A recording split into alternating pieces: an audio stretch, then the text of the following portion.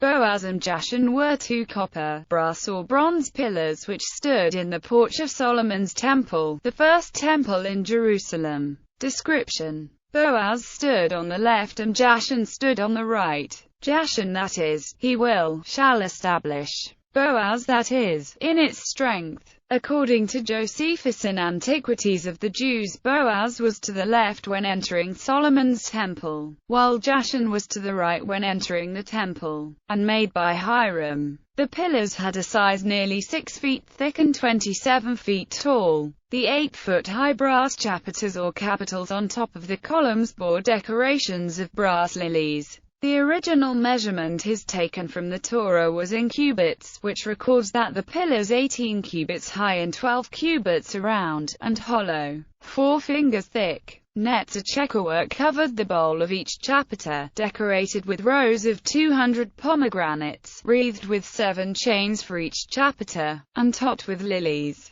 The pillars did not survive the destruction of the first temple. Jeremiah chapter 52 verse 17 reports, "The Chaldeans broke up the bronze columns of the house of the Lord." 2 Kings chapter 25 verse 13 has a similar account. The pillars were carried away in pieces for ease of transportation. When the second temple was built, they were not returned, and we have no record of new pillars being constructed to replace them. Replicas. The Romanesque church of Santa Maria Maggiore at Tuscania has a recessed entrance flanked by a pair of freestanding stone columns intended to evoke Boaz and Jachin. In popular media, some variants of the tarot card, the High Priestess, depict Boaz and Jachin. The card appears in the deck of a traveling Mexican showman in Cormac McCarthy's novel Blood Meridian. The woman sat like that blind interlocutrix between Boaz and Jachin, inscribed upon the one card in the juggler's deck that they would not see come to light.